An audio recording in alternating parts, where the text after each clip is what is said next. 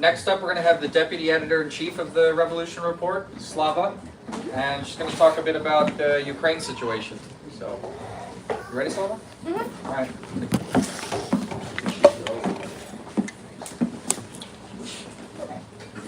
Every time someone says Slava, I think they're going to say Slava Ukraine. Slava Slavia. Yeah. And at first I thought, how unlucky I am to share the name with the Nazi slogan. But then I thought of it, maybe it's for the better, because now, anytime someone asks me for my name, they look at me, interestingly, and they're like, are you Ukrainian? I'm like, yes, I am. And right away, people are like, oh, we're so sorry. Putin is crazy. Russia bad Russia. And something along that line. And it gives me an opportunity to talk to them and, explain a little bit what's exactly happening in Ukraine. Because unfortunately here in the West, people don't know what's going on in Ukraine. They don't know the history of Ukraine. They don't know how this conflict started. They think that it started last year, because that's what Western media has been saying all this time, They don't know that this conflict has been in the making for many, many years. So today I would like to kind of dive into the history of Ukraine a little bit with you. I hope you don't mind. Not just like recent history, 10, 20 years, not even last century, with the infamous Nazis. But I want to jump like a millennia ago, when the Kiev Rus was formed, and it was basically a birthplace of both the nations, like Ukrainian nation and the Russian, and many others that are around. But these two are the ones in question today, right? So we'll focus on them. So yes, in 9th century, Kiev Rus was formed, and Ukrainian nationalists, they like to claim heritage to the Kiev Rus. And it's no surprise, because Kiev had been the capital of Kiev Rus, and it still is the capital of Ukraine right now. So they're like, that's our country. Kiev Rus was Ukrainian. But they're conveniently ignoring the second part of the name, Rus, which is the prerequisite of the modern name of Russia, which in Russian it sounds like Россия, Rus, Россия. But Ukrainian nationalists don't care about that, obviously. So I wanted to use this slideshow. I hope I can make it work. That's basically the map of Kiev Rus, the way it was in the beginning. As you can see, it was not the whole modern Ukraine. It was basically the western Ukraine, a little bit of the south, and then the whole modern territory of Belarus, and a little bit of Russia over there, the Moscow region. And let's see if I can change it. Yep, it's changing.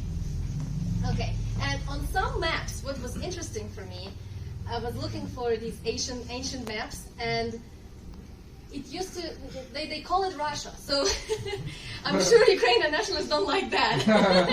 They're like, what? Why it's called Russia? And what's interesting here is that that's the only period of time when this western part of Ukraine, called Galicia, was part of Kiev Rus. So that's the only time that we were together, basically. And that's where I'm from. I'm from Galicia, so not only my name, I have to share it with Nazi slogan, but I was also born in that part of Ukraine, Galicia, where all these Nazi collaborators had their headquarters.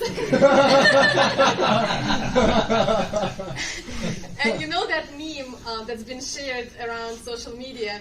Never ask a woman what her age is, never ask the guy how much he makes, and never ask Ukrainian what his grandpa was doing in 1939.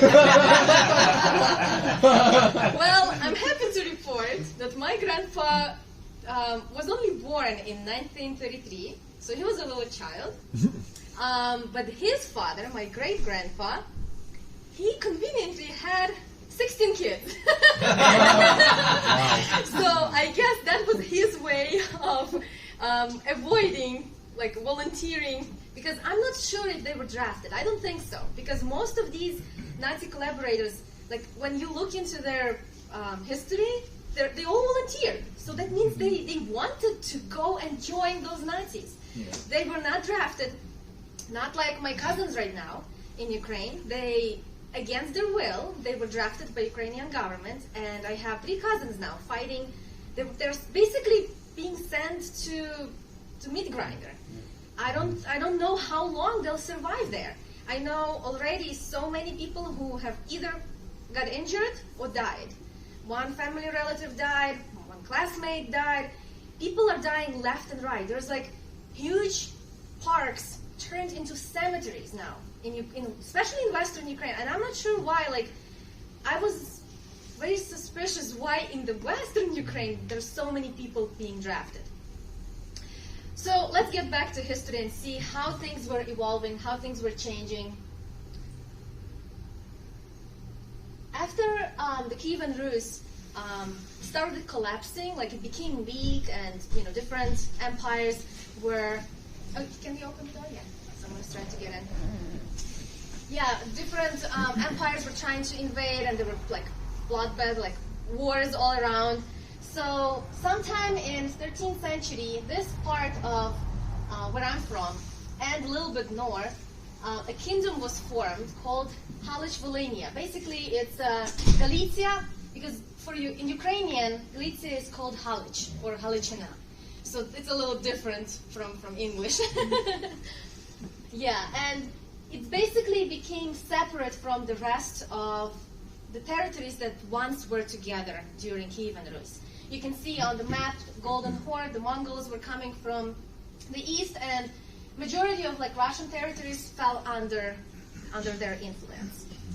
And then the western part of Ukraine became part of Polish-Lithuanian Commonwealth. So you can see almost all of the Ukraine, not just west, but even some of the central Ukraine, also all of the Belarus, Poland, Lithuania, Latvia, that was all one big, huge empire from 14th to 16th century, including that part, Galicia, which, let me show you, it's right here. That's the Galicia region.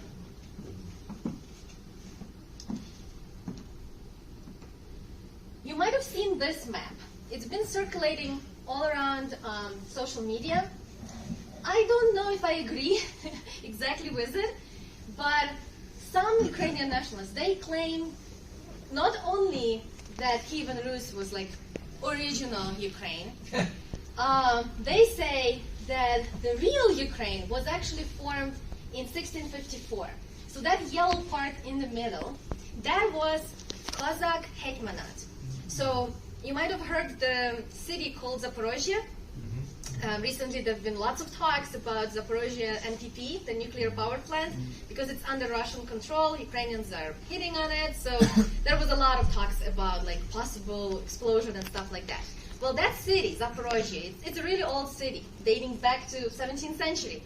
In that city, Cossacks had formed like a fortress and a huge army.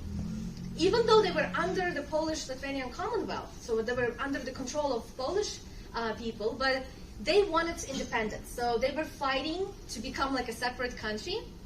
And in 17th century, they didn't have enough power to fight the Poles. So their leader, Hetman Bogdan Khmelnytsky is his name, he asked for help from Russian Tsar, because by that time Russia was already like gaining power, and there was Russian Tsar, they had a huge army.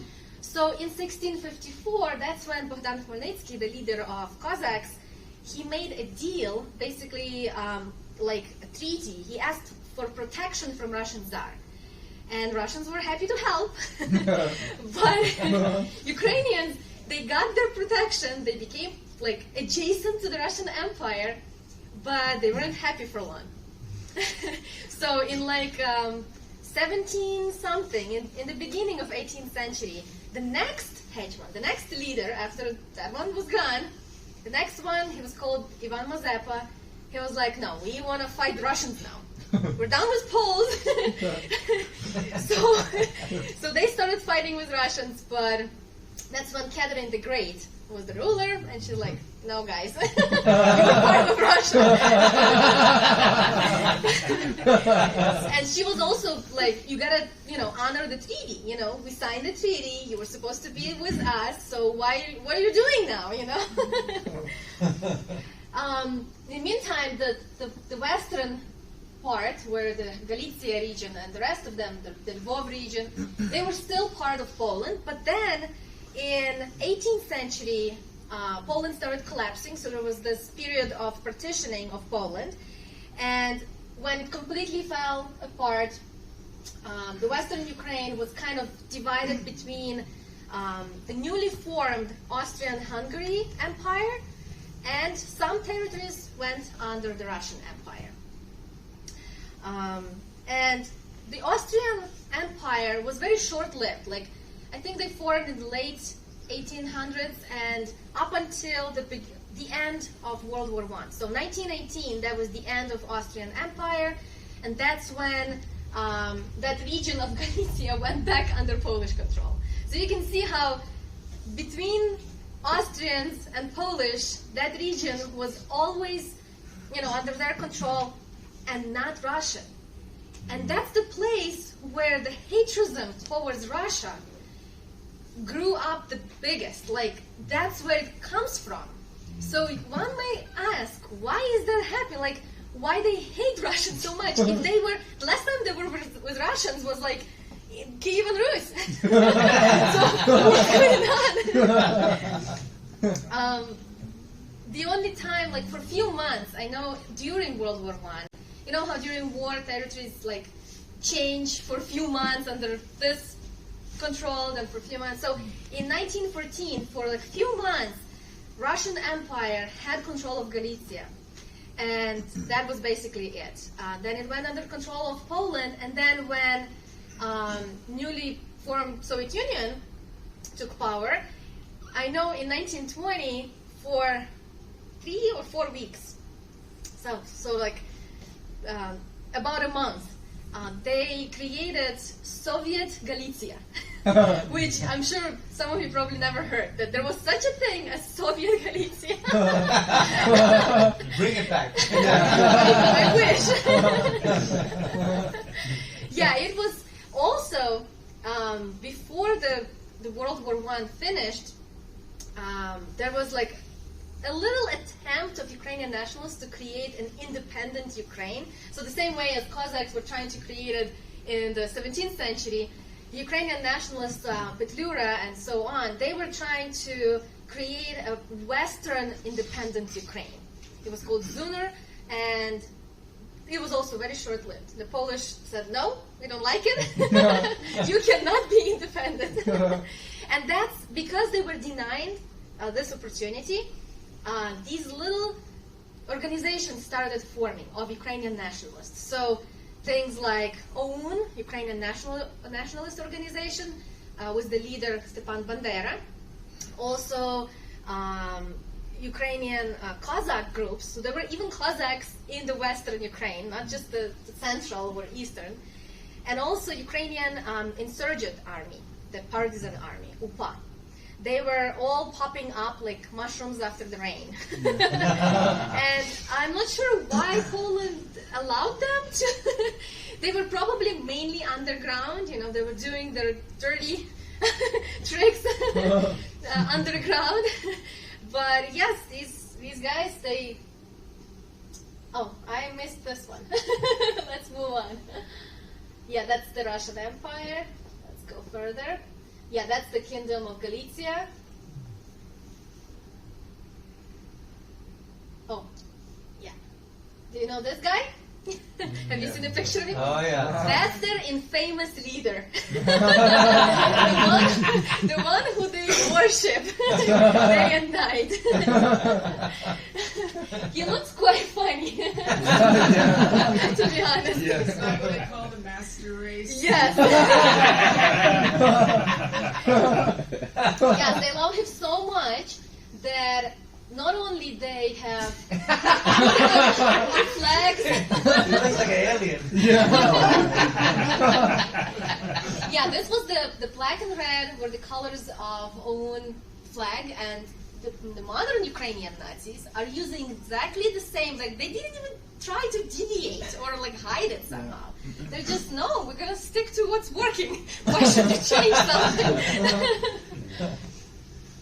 Yeah, every single parade, every march, they have torches, they have flags, and this sign says, follow your hero. So Bandera is truly a hero for these people. They want him back.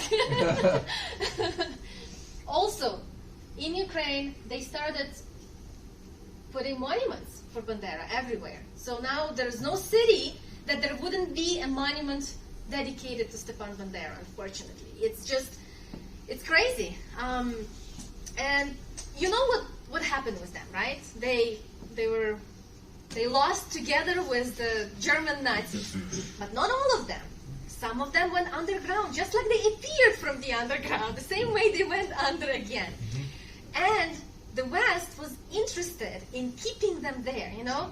They want to have these, because the Soviet Union was formed, so they're like, no, we can't allow just Soviet Union have all the power and, you know, get rid of all the Nazis. We need to keep some of them alive. So what do you think happens to some of these Nazis, Nazi collaborators, like, you know, followers of Bandera? Yeah? Yeah, they were sent to Canada. Exactly. They found home, not just in Canada, but here in the United States, especially the city we're in right now. Chicago has a huge Ukrainian diaspora. There's like thousands and thousands of them. They have Ukrainian village. I will not be surprised if Chicago Avenue, which is like the main street of Ukrainian village, will be renamed after Bandera soon. Like, I will not be surprised. It could be. Because in Ukraine, you know, in Kiev, they have this place called Baba Yar, where tons of Jewish and communists were buried. They were some executed, some buried alive. Well, that place, the street that leads towards Baba Yar is called Bandera Street. Oh my God. Can you imagine the audacity of these people to name the street? So now people who want to visit the cemetery, you know, the relatives are buried there, they have to drive on the street of Bandera. It's just crazy. So yeah, in the United States, there was this group called Canadian, like it was sponsored by the United States, but it was in Canada. It was called Canadian Christian Council for Refugees. And you know what they did? They lobbied the Canadian government to admit these former Nazis from Ukraine into Canada and United States, and they placed them to work in mines and other unionized places. Can you guess for what purpose? To break up the unions and to create chaos. So all the rights that workers have been fighting for years, because you know, in 1920s, 30s, in the United States, Canada, workers had gained lots of rights. Well, with the help of Ukrainian Nazis, some of those rights were taken away. And there's even like memorials and monuments in Canada and the United States dedicated to these fascists. So, like in Canada, there's Oakville Memorial specifically to this Galicia SS division. And what's most surprising is the name of that memorial. It's called Victims of Communism. So the Ukrainian Nazis were victims of communism. And you know, CIA has been Nazifying Ukraine for decades. Like some people think it's just now, in the past 20 years. But no, from 50s. Like there is evidence from their own declassified documents. The CIA has one of them. It's called Project Aerodynamic, which tells in great detail that starting with 50s, they were placing field agents in Western Ukraine to work with these underground OUN members who were like remaining there. They also dropped equipment into Ukraine because they wanted them to have something to fight with. All the supplies, anything you need, they would just give it to them. So things like that were continuing all the way till the time when the Soviet Union collapsed. And then once it collapsed, it continued and actually intensified. So in 90s, the United States had started sponsoring kids camps. So it's like, I'm not sure if there's an equivalent in the United States, but it's like Boy Scout camp, something like that. Yeah. I remember going to school and the teachers would tell us, like, anyone who wants to join camp, please, it's all inclusive. You don't have to pay for anything. Just come join. And I never joined, but some of my classmates did. And they were telling me later, like, it used to be like a summer camp, so when they would come back to school in September, they would tell, like, they were trained hard. They were put in forest and, like, survive on your own at night in cold. Like, they were trained really hard. Another interesting moment that I remember from school I started in late 90s, and I remember history books were issued every single year. We would have new history book. Like, we could study math and science from old, often ripped books. Like, I guess science doesn't change, but history, I mean, it was revised every year. So back then I didn't understand what was happening, but now I know. They needed to change, They wanted these kids to be really brainwashed and taught what they intended them to know. And then in the beginning of 2000s, we could see how, like, in all parts of Ukraine, especially in the western part where I'm from, nationalist movements started to grow a lot. And they started bringing back the memory of Bandera, Shухevich, Petlura, and the rest of them. And I think 2004, that's when we can really see how Ukraine became polarized, East versus West. In 2004, that's when Orange Revolution happened, and the Western countries had spent so much money on it. It was one of many CIA orchestrated color revolutions. It was called Orange because of one of the guys who was running for president. So let me give you, like, a little backstory what happened. There were two main parties running. One was Viktor Yushchenko and one Viktor Yanukovych. So Yushchenko is the pro-West guy, the EU, and then Yanukovych was more friendly towards Russia because he was from the eastern Ukraine. And he was also speaking Russian language. The Yushchenko was speaking purely Ukrainian, so that was like a clear sign for these nationalists too. And what's funny, they had a normal elections, but in Ukraine, when two candidates gain less, like each of them when gains less than 50%, then the second round of elections, and they both get, like, I don't know, 39% or something. So the second round of elections was scheduled. And to the surprise of the United States, Yanukovych won by 3%. And they were furious. They didn't like that at all. So they started this campaign that it was rigged elections. Lots of people were, like, brought to the streets, huge demonstrations were happening. And demonstrations were not only happening in the western Ukraine or Kiev.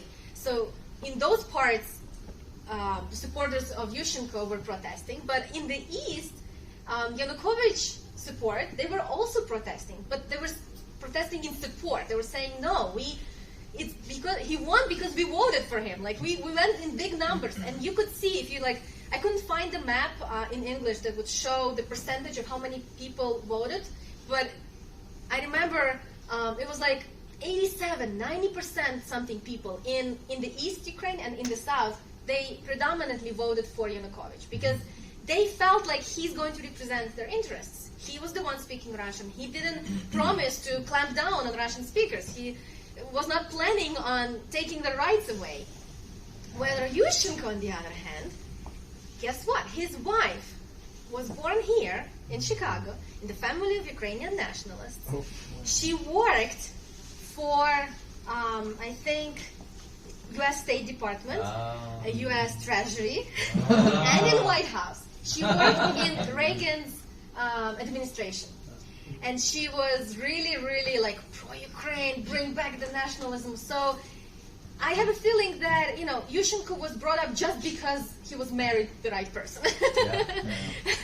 And he was like not really a politician. He was like this guy who, he couldn't even talk like a politicians talk, you know. He was really weak opponent.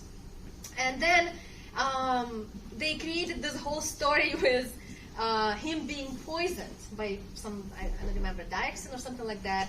And of course they blamed that poisoning on Yanukovych. They said, look, he wants to win so bad that he's poisoning his opposition.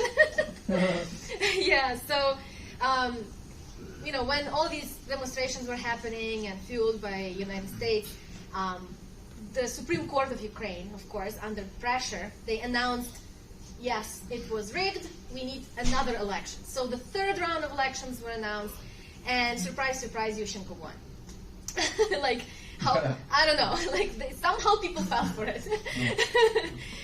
But, so he became the president. In 2005, he became officially president. In Ukraine, they have 5-year terms for president. So Yushchenko was president from 2005 to 2010. He didn't fulfill any of his promises. Like, he was promising NATO for Ukraine, that Ukraine will be part of EU, that the salaries in Ukraine will be just like in Europe. The quality of life will go up, but none of that have happened. So people became so disappointed that in 2010, when Yushchenko was running again for president, he got, I think, less than 5% of votes. That was the worst result in history of Ukraine. He became 5th, I think. So his second, Julia Tymoshenko, if you remember, lady with the braid in her hair, she got to the second round, and Yanukovych. You would think that because they went so harsh on him during Orange Revolution, they ousted him basically, right? They didn't recognize that he was the legitimate winner, so you would think he will go away and he will not gonna try again. But no, in 2010 he did try again. And because of this experience with Yushchenko for 5 years, people were so disappointed. And Julia Tymoshenko was together with Yushchenko, so they're like, oh, she's the same. So that's why in 2010 Yanukovych won, which was a shock for the whole Western world. They're like, not again! This Russian guy wins elections again. What's happening? But they couldn't do anything about it. Like, they tried, I remember in 2010, they were trying to mobilize people, but people were probably not ready yet. Like, not so many years have passed since Orange Revolution, and people were like, nah, we did go and nothing happened, like nothing have changed. Why should we, waste our time, basically? So people just decided to accept Yanukovych as their president. And then, fast forward 2014, actually 2013, a year before the coup, in the end of 2013, Yanukovych had to make this, I would say, most important decision in his career because Ukraine was in a tough economic situation, so they needed a loan. And Yanukovych had a choice between a loan from IMF, they needed, I think, $40 billion, or he could take a loan from Russia. The difference between these loans was that IMF, when they give loans, it's not for free. It's not. It comes with conditions. So the conditions were terrible. He would have to cut down on pensions, on all of the discounts that people had for subsidies for utilities and stuff like that. All kinds of stuff like state ownership, like state enterprises would have to be privatized, which Ukrainian oligarchs wanted that. They were like, yes, can we line up already? So I understand why Yanukovych, he had a hard choice. On the other hand, Russia was offering the same kind of loan, plus discount on gas. Yeah. And what's most important, and people don't know that IMF was like, if you deal with us, you can't make another deal with Russia. Russia, on the other hand, was like, we'll give you the loan, you can still deal with them if you want. So they didn't put this condition that only us. So that's why I'm not surprised why Yanukovych turned the Russian side. Like he decided to work with Russians because for any president, it's bad when the quality of life goes down. So he probably figured, I don't want to revolt. I'd better, get a loan from Russia. But these, Ukrainian nationalists and the Western supporters of them, they were like, this is it. if we allow this guy to do partnership with Russia, they were so afraid of Russia that they thought they have to act now. And the coup in Ukraine was just a matter of time. Like they were planning for a while to do a coup, and they were doing everything they can, sponsoring these right sector. Azov came later. Azov was formed in 2015, but there was Svoboda Party with this infamous guy Oleg Tyahnybok, which you have like tons of pictures online of him going Heil Hitler. Like he's demonstrating that. I think it's one of their like readings. His quotes are absurd. He talks about like Jews and Untermensch and stuff like that. Did you get a quote of him saying like that Ukraine's going to lead the white race? Yeah, something like that. The Jewish Muslim mafia. And remember Victoria Nuland, this maiden of Maidan, because she was giving out cookies. So now she has a nickname, Maiden of Maidan. Well, she told U.S. Congress when she was asked how much money they have spent on Ukraine, she said $5 billion. And I think she's underestimating. That's underestimation, yeah. And by the way, she mentioned this Oleg Tyahnybok in that infamous phone call that was leaked. Remember, she was talking. I forgot who she was talking to, but she was mentioning Oleg Tyahnybok in that phone call. And then she said in the end, "No, we want that Yats guy." Yeah. She meant Yatsenyuk. Yeah. And sure enough, after the Maidan finished, the coup was over. Yatsenyuk became one of the leading positions. Yeah. So her words came true. So we actually see from her phone call who rules. I remember watching this video today of like Sarah Ashton or whatever. Mm-hmm. She was trolled by this one Russian who was pretending to be who's literally pretending to be like Poroshenko.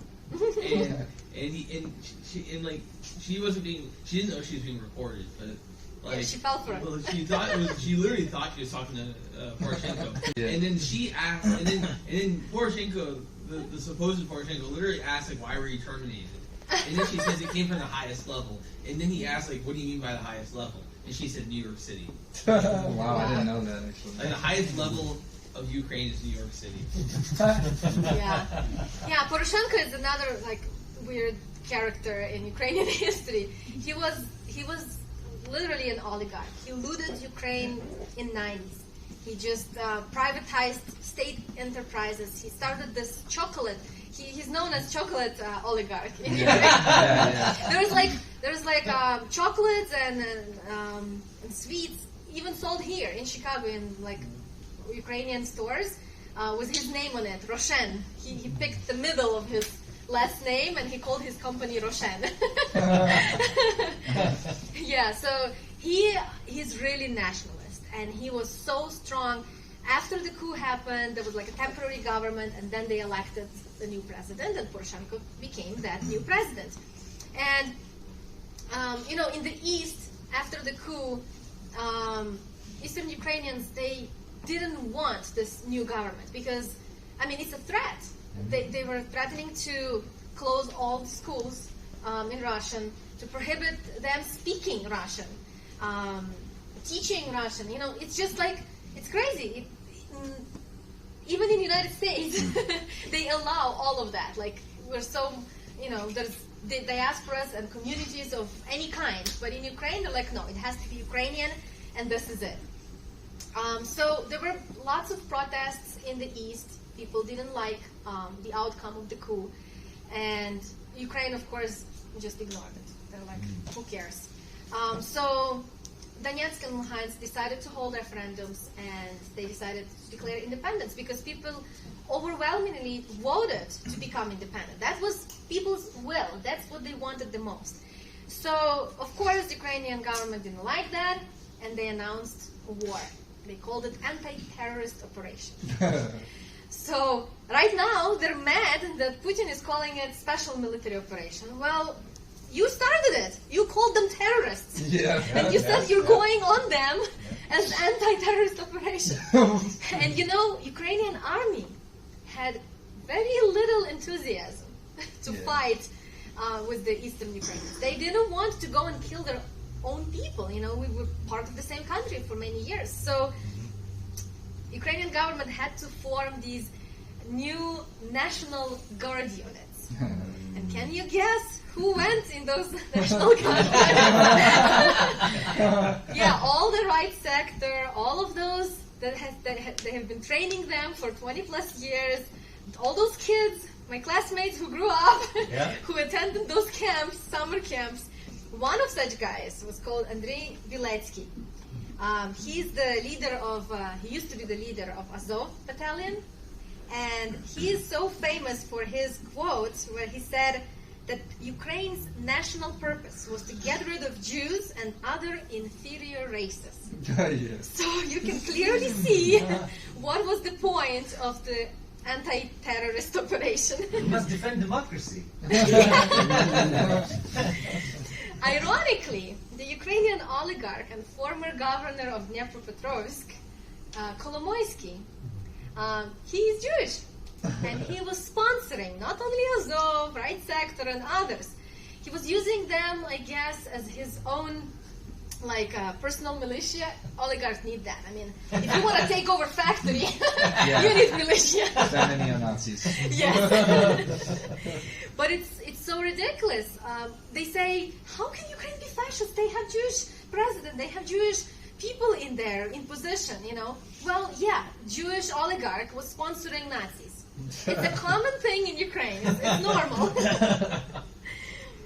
Yeah, so after the coup, of course, they went with the IMF loan.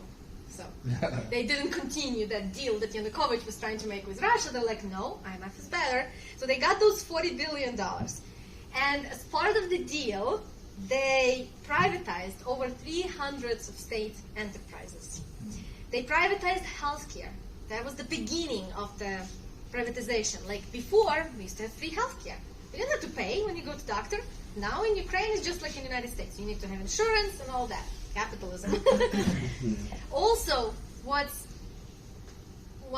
so weird is they closed down like 60% of universities.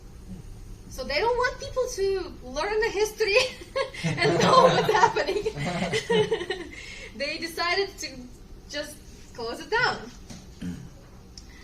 And I'm sure these oligarchs in Ukraine, they're happy because they got to own all the enterprises. They turned them all into businesses. But unfortunately, because of that, the living standards of the working class really went down in the last 10 years. And also because of the civil war that was happening, which was, it's not good for any country to be in the state of war. Lots of resources that otherwise would have been spent on people now went to fuel this killing of Donbas residents. And also what interesting they were doing, in 2015, they formed International Peacekeeping and Security Center in the western Ukraine by Polish border. And that's basically where United States and NATO were training Ukrainian forces and also all these right-wing nationalists. I think some sources say they trained over 35,000 of such militants over there. And the funny that they were calling that project Operation Unifier. So they were training them to kill Donbas residents, but they were calling it Unifier. So basically they just wanted to unify the land, but not the people. No people, no problem. Yeah. Get us land. Land, not people. Yeah. Yeah, and this has been going on for years, from 2015. Poroshenko was really happy with everything. He had contact established with the West. And in 2019, there was another elections coming up. So Zelensky enters the room. And people thought he's the savior because he's not a politician. He's a comedian, actor. He owned this studio, Kvartal 95, where he produced like comedy shows, movies, and he even played in one such movies. Like it was TV series, like a TV show called Servant of the People, where he played this role of a humble teacher, history teacher, who was just so mad at the politicians, and he was just ranting, saying, "Oh, I hate what they're doing. It's crazy. If I was the president, I would do this, and that." And he was like swearing in his rant, and his students filmed him ranting to another teacher, and they posted online and went viral, and supposedly he became famous, and they made him a president. Well, people got inspired by this TV role, and they thought, well, maybe he's gonna do that in real life. So let's elect him a president. So Kolomoisky, that Jewish oligarch, started sponsoring Zelensky's campaign. And I understand why people fell for his promises, because he was really running as peace candidate. People were getting tired of the war, so they were like, he was promising to end it. He was promising he's going to obey, like listen to the Minsk agreements. He's not going to break the ceasefires. And unfortunately, he didn't keep any of his promises. When he became president, he even tried to go there and talk to those guys in trenches. They put him down so easy. They told me, "Who are you? A clown." Like there's a video of these Nazi guys calling Zelensky a clown. So he couldn't do anything. I don't know if he wanted to do something and they didn't allow him, or from the beginning this was just a show. He was just playing another role. He thought it's the season 5 of his Servant of the People. Isn't that also the name of his party? I'm sorry? The name of his party is Yes, his party. And he brought people that he was, the comedians that were working together with him, he brought them into his cabinet. So the whole cabinet, people were joking, and they're like, "Oh, we're gonna laugh a lot for the next 5 years." Because the whole cabinet is a comedian. I just wanted to add also, I remember when Zelensky was elected, and I was in Lugansk and Donetsk at the time, and I have to say, Donbas fell for it too. They were in love with Zelensky at the beginning. They thought he was going to be the end of the conflict. Yeah. Yes. Little did we know. 73 people voted for him. That's a lot. Usually it's like 40 over 50, right? It's like they're bordering the two candidates, right? And Zelensky was, I think, one of the only who ever got like 73%. That's huge. That's a lot. Yeah. So even before Zelensky came to power in Ukraine, the anti-communist movement started growing. They started eliminating everything communist. So they banned communist symbols. In 2015, they passed a law that you can go to jail for something like selling USSR souvenirs. Like if you have any souvenir, you can go to jail for 5 years. Also, if you want to sing Soviet anthem, that's also banned. It's criminal offense if you do not denounce communism. So if you're saying you're pro-communism, you're criminal automatically. So I would be in jail if I was in Ukraine now. Yeah, so it's basically ban on free speech, and also on the other hand, they made it a criminal offense if you say that Bandera and those Nazi collaborators were actually Nazi collaborators. So you can't say it out loud that they were the bad guys. Officially, in Ukrainian history books and as a narrative, they are independence fighters.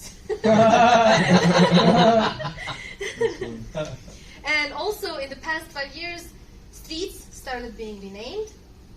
I think over 50,000 streets were renamed from, they were Stalin Street, Lenin Street, anything that was related to communism, even Gagarin. So Gagarin Street, they started getting rid of Gagarin Street.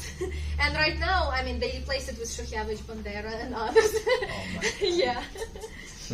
And it's funny, they started removing all the monuments, And there was a poll done in 2016 where they were asking people, do you approve all these changes?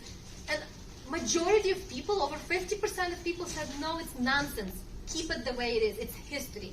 So Ukrainians don't even agree with that, but they keep on going. They keep on changing. Instead of fixing potholes, they're changing the name. Like, what's the use for that? And also, ever since the special military operation started, they really went after the workers. So because there's a martial law imposed in Ukraine right now, no demonstrations are allowed. Unions that represent workers from small and medium corporations, which account for like 80% of the whole Ukraine, they can't bargain, they can't negotiate their terms of work. So workers basically have to just put up with this fascist regime and wait when they're going to be drafted. Because this is what the democratic Ukraine looks now, right now. It's opposition parties are prohibited. No elections. Zelensky will be the forever president. Yeah. Ukrainian police just arrests everyone who has a critical opinion. Neo-Nazi gangs just rule the streets. They can do whatever they want because they're independence fighters. Churches are being taken over. I'm sure you've heard about Kiev-Pечерська Lavra or Louvre, I'm not sure how to say. Yeah, they just took over it and they kicked out the priests. It's ridiculous. People are tied to lampposts. I'm sure you've seen pictures like that.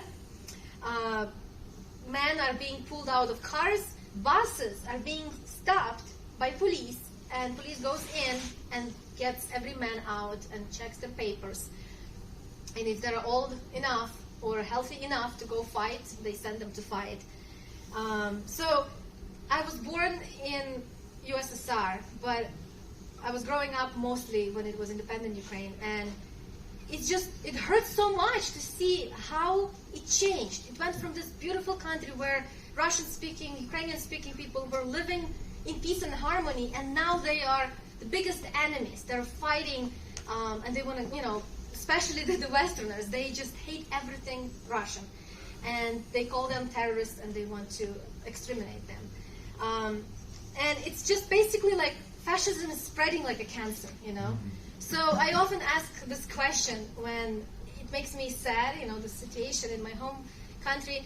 I feel like if anyone gets cancer, who are we going to be mad at? The surgeon who's cutting out the tumor or the cancer? So that's how I look at the situation in Ukraine right now. Very good.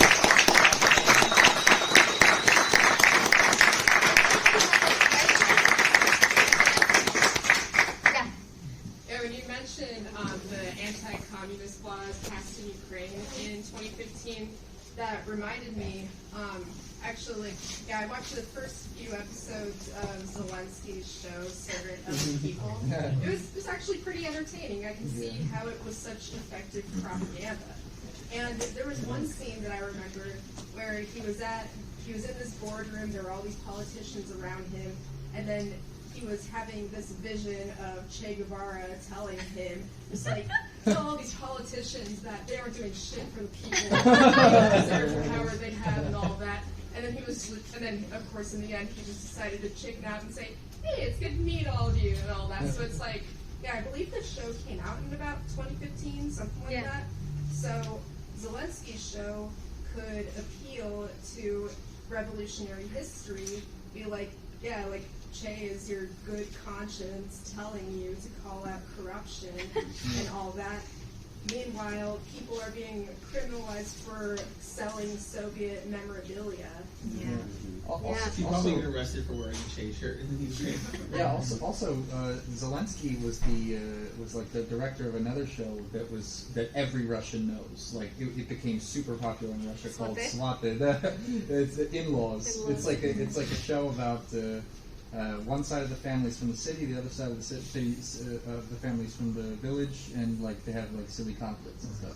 And there's a whole season where the one guy, the dad from the village family, creates like a communist, like a collective farm. It actually glorifies like the Soviet Union in this show. That's why it's like even Russians are in shock that Zelensky went down the path that he did.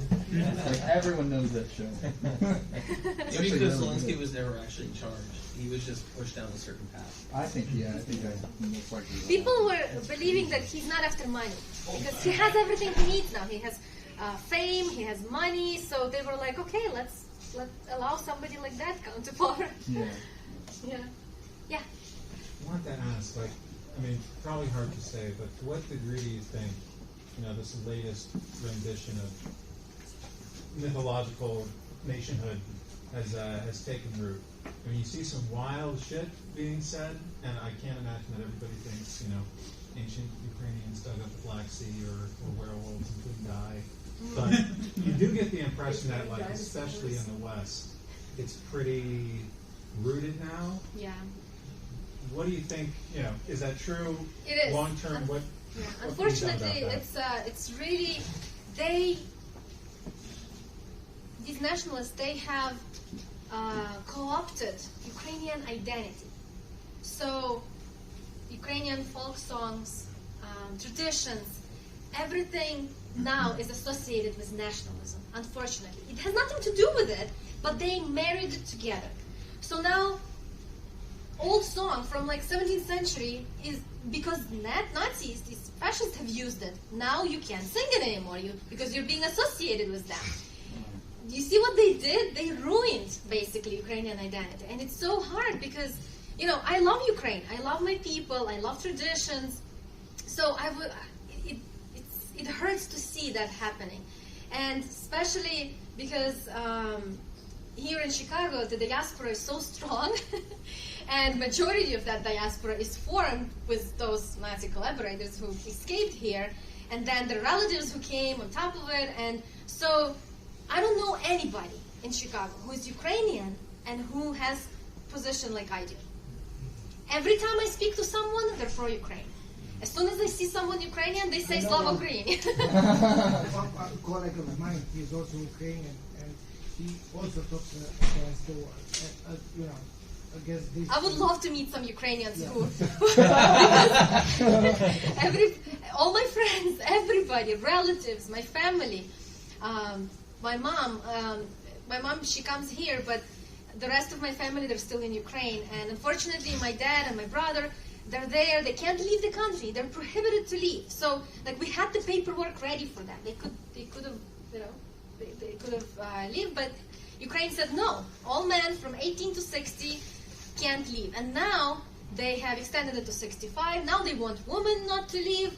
Women who have medical education, they're like, no, you can't leave the country. You might be needed here. So that's the democracy that they're talking here about. And at the same time, I'd also like to add that Russia actually, Vladimir Putin passed an executive order that allows Ukrainians to enter Russia without any visas just recently. So the kind of anti-Russian sentiment that exists in Ukraine, the reverse is nowhere to be found in Russia. There are Ukrainians all over the place, and nobody's discriminated against. I mean, and this was passed so that it's easier for Ukrainians to move to Russia and seek refuge. Despite the fact that it's going to make it easier for saboteurs to enter the country and launch drones near Moscow or whatever. But it just goes to show you the mentality of the Russian government towards that situation and the mentality of the Ukrainian one. Yeah, and opposite to that, in the United States, they scream around, welcome refugees, all the poor and tired, come here, we will help you. But if you really want to come, you have to jump through hoops. Yeah. You actually, if you're Ukrainian and you want to come to the United States, you can apply for the refugee, but you need to have a sponsor. You can't just come regularly and ask for asylum here. No. This spring I had some relatives who were messaging me, calling me, Slava, help, we want to come, we don't want to be drafted. It's two young boys, they didn't want to go and die for nothing. So in order to become a sponsor, you have to show that you're capable of helping this, that, there's so many requirements. And nobody knows about it. People think that United States is just so helping everyone and just giving them everything they need. No, it's not like that. They create an illusion of this, but in reality, they're not helping. All these people who are coming here from Ukraine, they had to find someone who will become basically responsible for them. I went to Romania last year, and I saw a lot of Ukrainians like refugees. This year, I did not see any Ukrainian in Timisoara, in my city. Because they were But using last Romania year as was just a a lot transition of post. Yeah. Anyway, we should probably move on. Yeah. We've moved to 15 minutes over time, but Sorry. I'll let you know. It's very